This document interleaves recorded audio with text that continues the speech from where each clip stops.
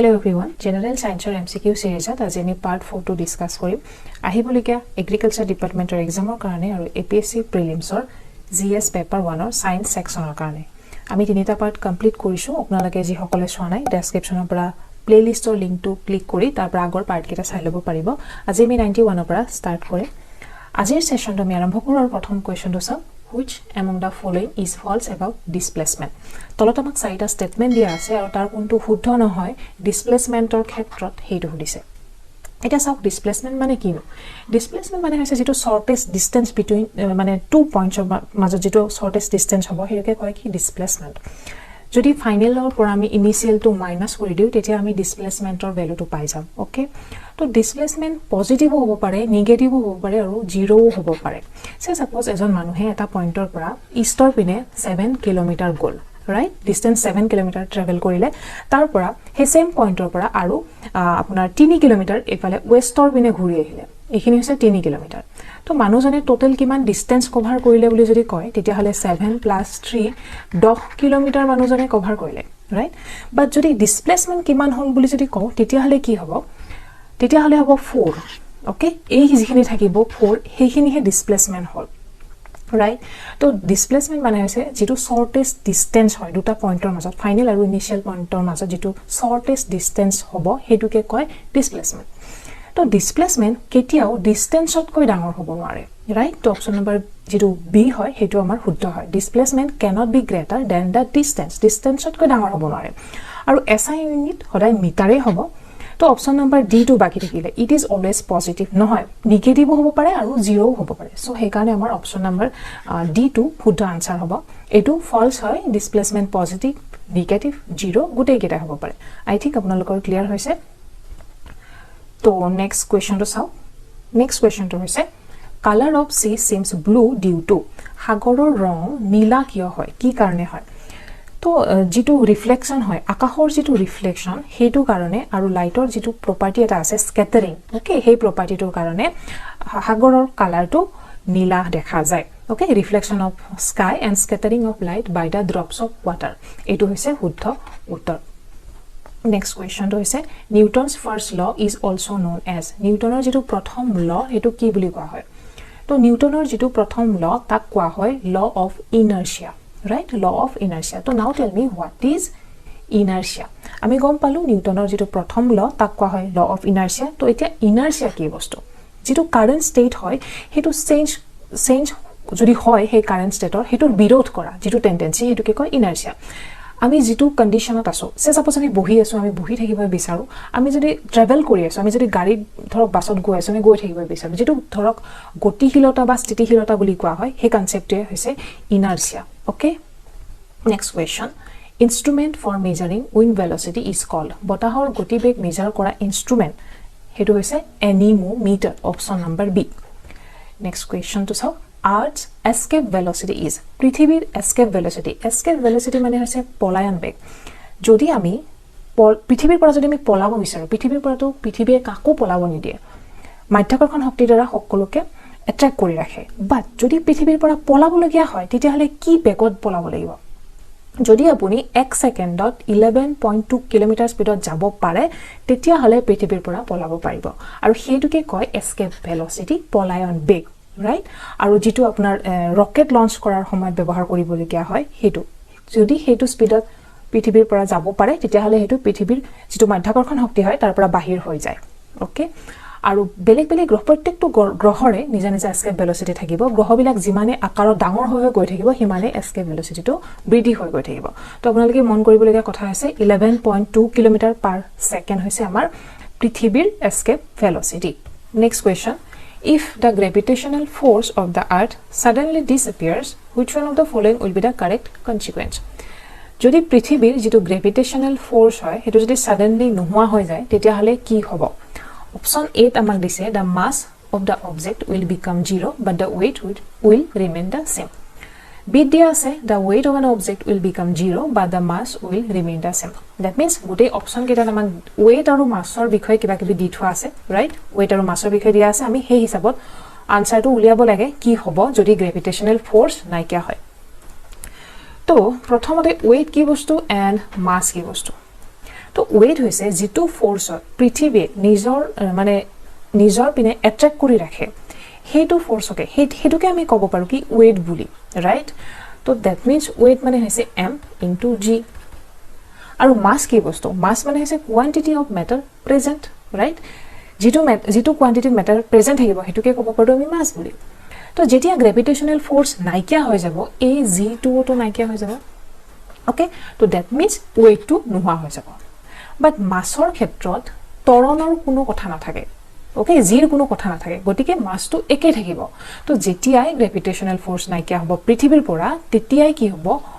the weight of an object will become 0 weight to 0 hobo but the mass will remain the same clear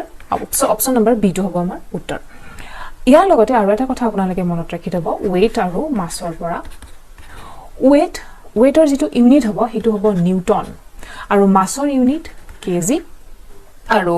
weight হৈছে weight to সদায় মনত ৰাখিবলৈ কথা হৈছে weight vector quantity হয় আৰু mass স্কেলাৰ হয় এই দুটা কথা মনত ৰাখিব এই দুটা ডিফাৰেন্স তো নিশ্চয় কোৱেশ্চনটো বুজি পাইছে গ্ৰেভিটেশনাল ফোৰ্স নাইকিয়া হলে ওয়েট টু নোহোৱা হ'ব বাট মাস সদায় একে থাকিব ক্লিয়াৰ নেক্সট কোৱেশ্চনটো হৈছে X ray was invented by X ray কোনে ইনভেন্ট কৰিছিলে এক্স-ৰে ইনভেন্ট কৰিছিলে WC Röntgen option number A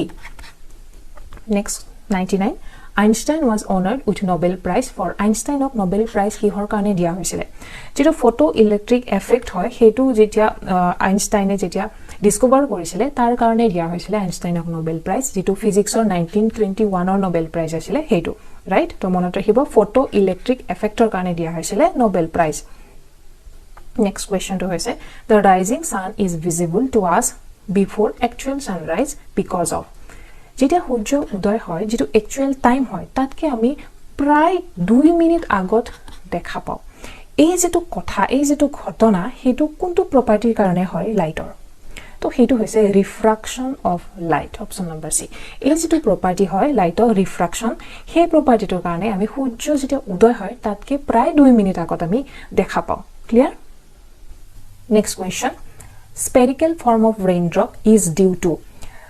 বৰষুণৰ পানীৰ টোপাল বিলাকৰ যেটো সেফ হয় হেতু স্পেৰিকেল ফৰ্মৰ হয় কিহৰ কাৰণে হয় হেতু হয় এক্স্যাক্টলি সাৰফেস টেনশনৰ কাৰণে অপচন নম্বৰ বি টু হ'ব আমাৰ উত্তৰ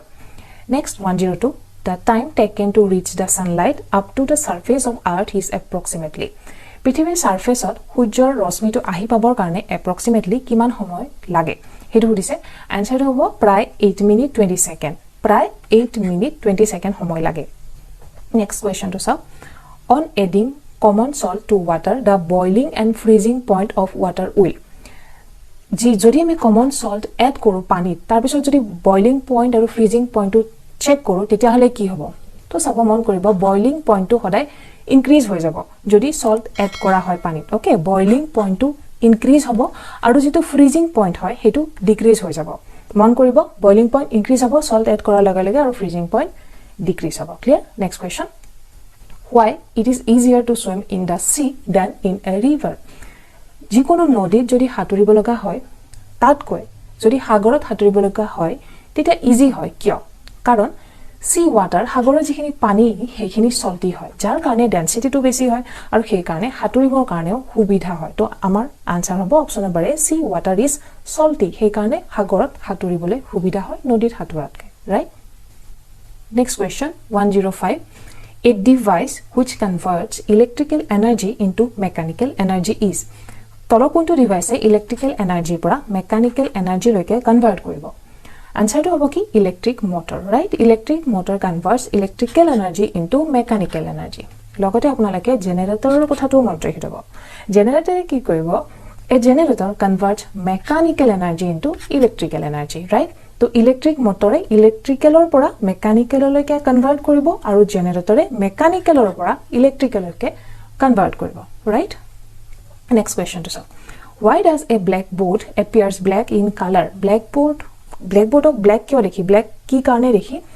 আনসাৰটো হ'ব কি it absorbs all the colors গোটেইবোৰ কালাৰ absorb কৰি লব আৰু কোনো ৰিফ্লেকশন নাই কোনো ৰিফ্লেক্ট নকৰে একোটা কালাৰে ৰিফ্লেক্ট নকৰে তো হেতু কাৰণে black দেখি blackboard Next question. Which of the following lens is used to minimize myopia? Myopia হৈছে চকুৰ বেমাৰ এটা আৰু এইটো ঠিক কৰাৰ কাৰণে কোনটো লেন্স ব্যৱহাৰ কৰা হয় আমাক হেইটোৱে সুধিছে তো সব মায়োপিয়া ঠিক কৰিবৰ কাৰণে কনকেভ লেন্স ব্যৱহাৰ কৰা হয় মায়োপিয়াৰ আন এটা নাম হৈছে নিয়াৰ সাইটেডনেস বা শৰ্ট সাইটেডনেস বুলিও কোৱা হয় বা myopia Okay, myopia hole ki hobo a common vision condition in which you can see objects near to you clearly. Jikhini usorar bostu hoy, hekhini clearly dekha pai. Duror khini bhalke dekha na pai. Cannot clearly see the objects far from you. Okay? তো আৰু এই বেমাৰটো ঠিক কৰাৰ কাৰণে concave lens ব্যৱহাৰ কৰা হয় ভালকে মনত ৰাখিব মায়োপিয়া হলে কি হয় উচৰটো ক্লিয়াৰলি দেখা পায় দূৰটো দেখা নাপায় ওকে এটা নেক্সট কোৱেশ্চনটো চাও which of the following metals is used as filament in bulbs bulb bilakor filament hisabe kuntu metal dhatu ব্যবহার করা হয় very easy question আর বহুত আহে এক্সামত tungsten option number C next question which of the following is a communicable disease or question ata ami agoto paisilo jetu husora bemar hoy hetuke koy ki communicable disease to ei option ketar bitorat chak jetu measles hoy hetu communicable disease hoy diabetes tar pisot asthma scurvy ebur non communicable ebur communicable na hoy option number C to hobo amar answer okay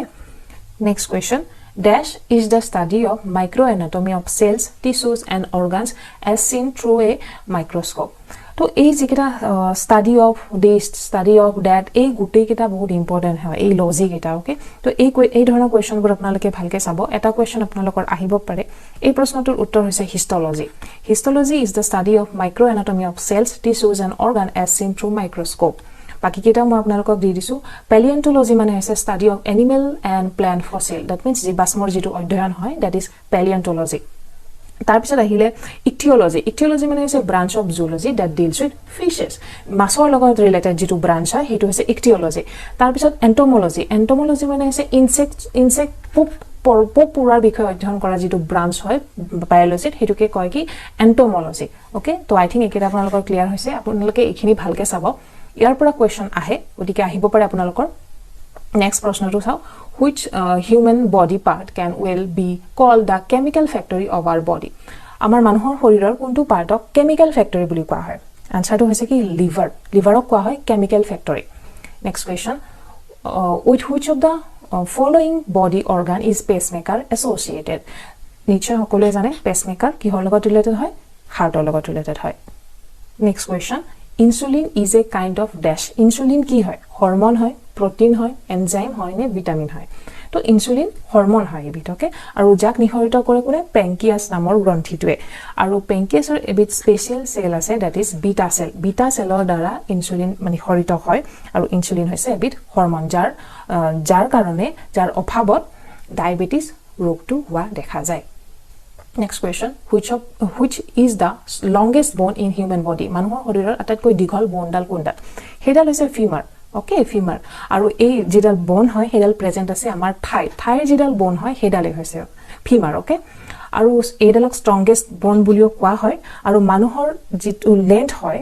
মানুহজনৰ যেটো length হয় মানে যেটো height হয় মানুহজনৰ তাৰ মানে average 26.7%